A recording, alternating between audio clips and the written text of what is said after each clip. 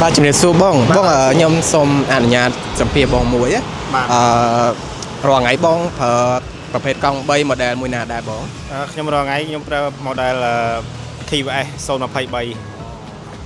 សម្រាប់ការប្រើប្រាស់បងប្រើបានរយៈពេលប្រហែលឆ្នាំហើយបងខ្ញុំប្រើរយៈពេលបានយើង023ឥឡូវវាចាញ់26យល់3ឆ្នាំបាទ3ឆ្នាំហើយបាទបងចុះសម្រាប់ការប្រើប្រាស់បងហ្នឹងបងមានចំណាប់អារម្មណ៍ទៅលើកង់3ហ្នឹងតើចំណុចពិសេសដែលបងពេញចិត្តជាងគេតើបងពេញចិត្តនៅកន្លែងណាខ្លះបងខ្ញុំពេញចិត្តទី1ស៊ីសាំងតិច